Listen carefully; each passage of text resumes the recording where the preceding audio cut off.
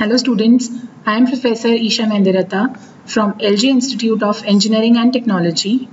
In today's video, we will be discussing types of elasticity and a topic called Poisson's ratio. If you have any queries in this video related to any topic, you can contact me on this email ID isha.mendiratha@lginstitutes.edu.in. So shall we start? So starting with the types of elasticity, we'll first discuss what is Young's modulus. Now Young's modulus, it's a common term. You might have heard the ratio of stress and strain. In the earlier videos, we have seen what is the relation between stress and strain. So in today's video, we will be discussing the different types of modulus which are related to the different combinations of stresses and strains. So Young's modulus, to start with, is the basic modulus of elasticity which deals with normal stress and normal strain. So it is the mechanical property of a material to withstand the compression or elongation with respect to its length. Compression means when you apply a compressive force, and elongation means when you stretch an object that is under tension or under the effect of tensile force.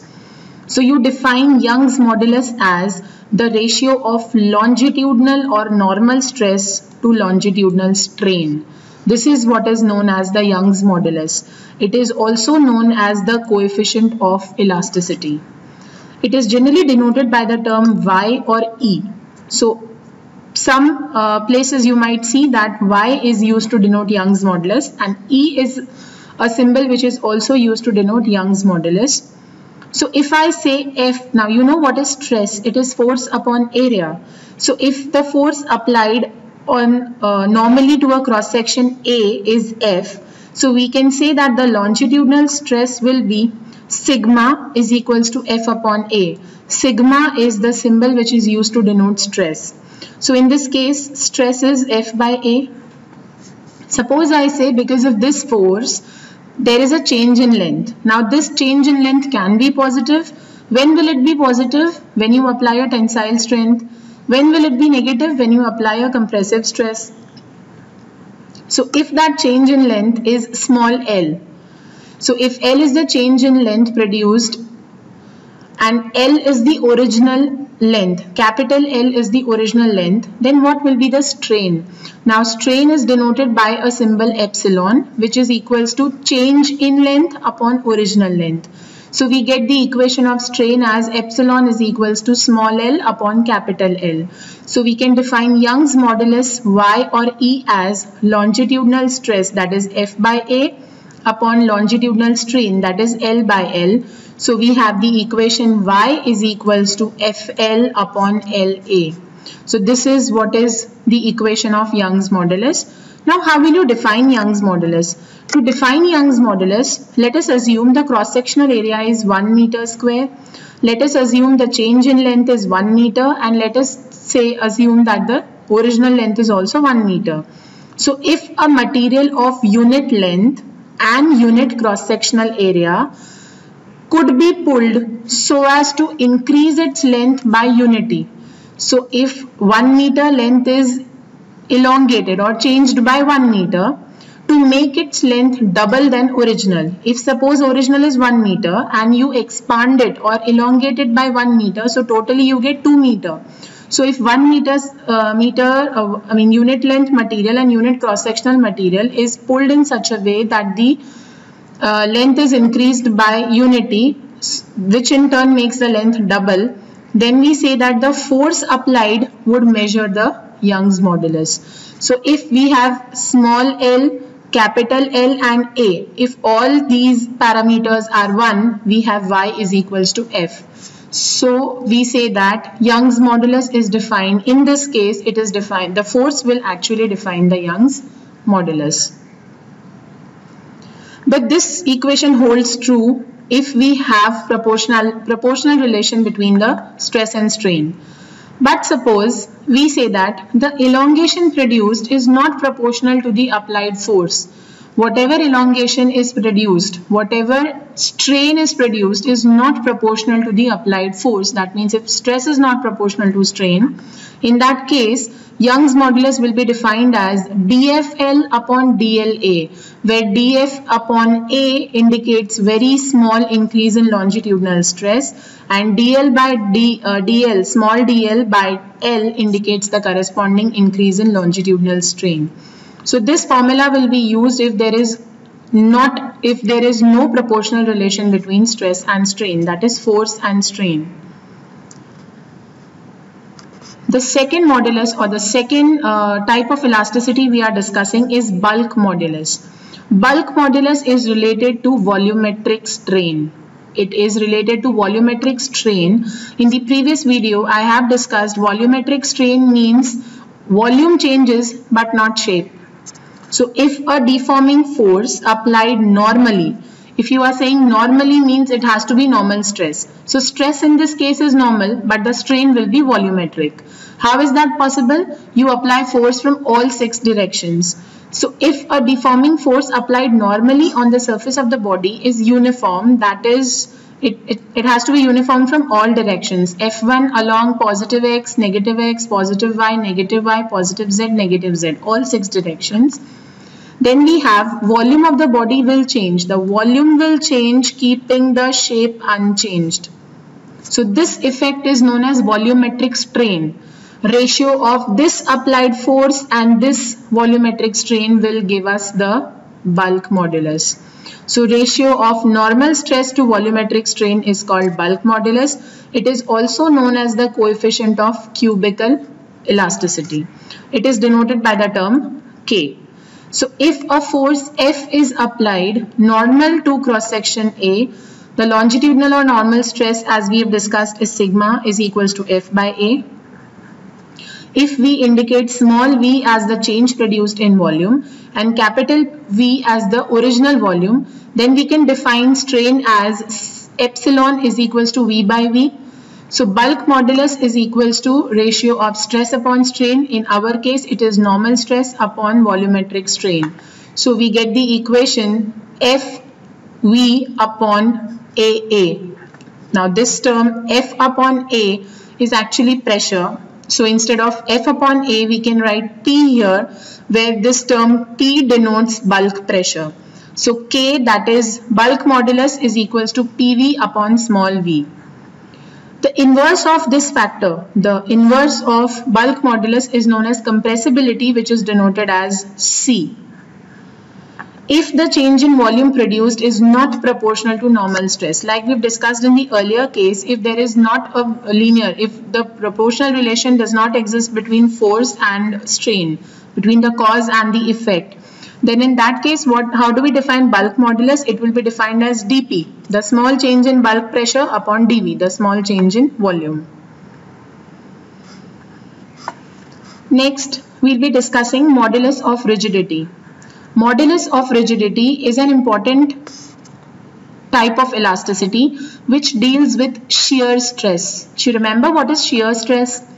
This is the diagram which denotes shear stress and shear strain. So if you can see here, this object, on this object a force F is applied. How is this force F applied? It is applied in such a way, can you just see this layer A, only the layer A, it gets dragged or it gets stretched in the direction of force, and this stretching or deforming angle is what is theta. So if a deforming force is applied parallel to the surface of the body, it leads to the movement of internal layers such that the shape changes. That is what I just said. The topmost layer moves in the direction of force.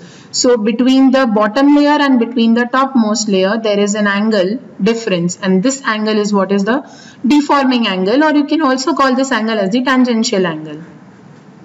So this is what measures the modulus of rigidity. Modulus of rigidity is denoted by the term eta. So ratio of shear stress to shear strain is known as modulus of rigidity, which is denoted by eta. Here I have shown a diagram, and in this diagram you can just see that the layer A, B, C, D, E, F, G, H is a cube, In this case, if there is a force, can you just see the force on the right side? So this is the force applied on the box, such a way that the topmost layer shifts. So topmost layer means we have the topmost layer as A, B, F, E. So because of this force, instead of the layer A, B, F, E, we get A dash, B dash, F dash, E dash. And you can see all these four corners have been deformed or have been stretched by angles theta. So as seen in the diagram, the layer ABFE is sheared through an angle theta. So you can say theta is equal to relative displacement of ABFE upon the perpendicular distance from the fixed face. So this shearing angle depends on what is the relative displacement, that is L, and what is the overall distance, that is capital L. So it is this change in length L upon this change in length capital L. This is how you define theta. It will be the opposite side upon the adjacent side. So shear stress is defined as the relative displacement between two planes which are separated by a unit distance. So these are the two planes which are separated by a unit distance. So this is how shear strain is defined. Shear strain means we define it as theta.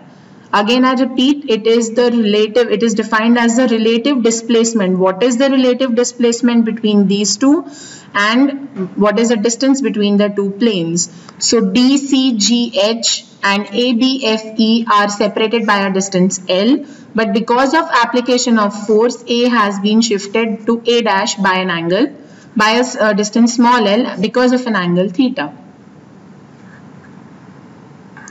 So if F is the tangential force applied to the surface area A, the relative displacement L is produced.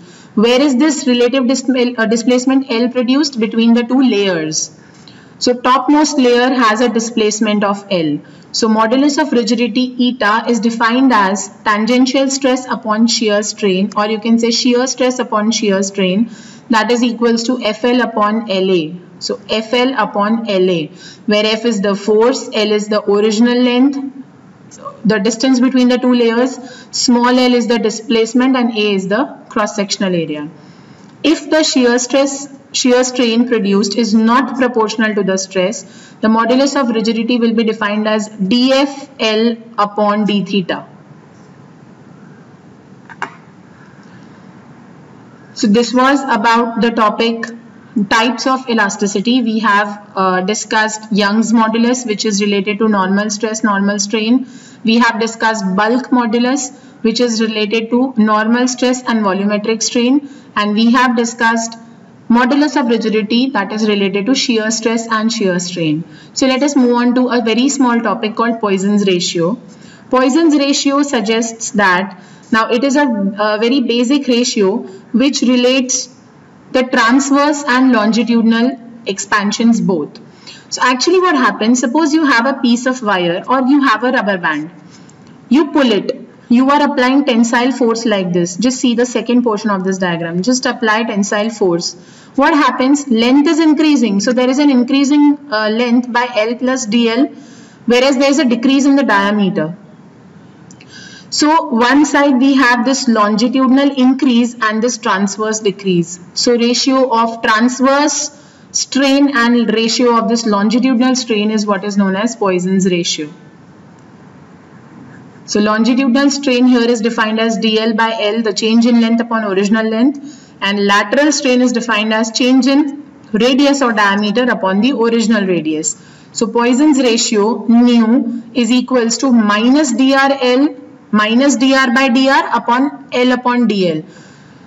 Now we have this term minus here because as seen in this diagram, radius decreases. So this negative sign indicates that radius has been decreasing. So there is a lateral strain which indicates a decrease, and there is a longitudinal strain dl by L which indicates an increase.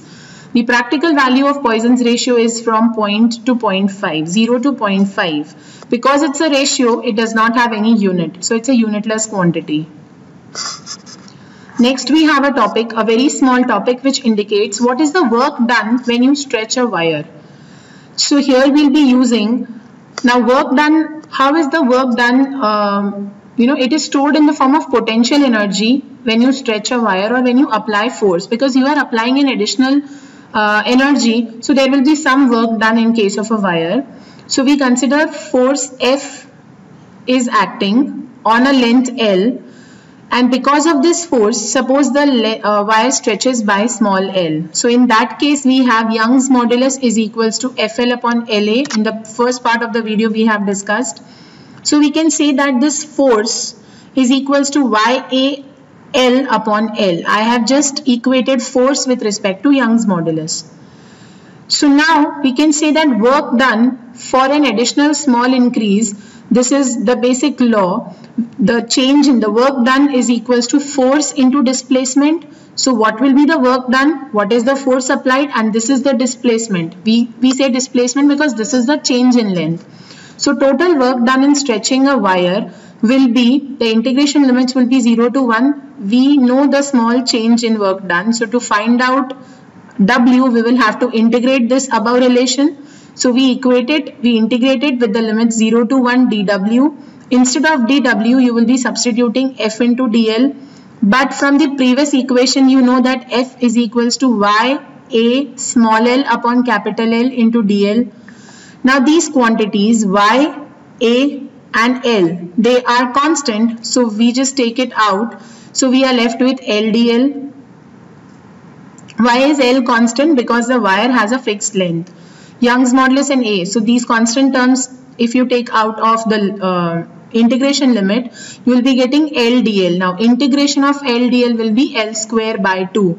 So W will be equal to YA L square by 2 and L. So YA upon capital L as it is, and L square by 2 is the integration part.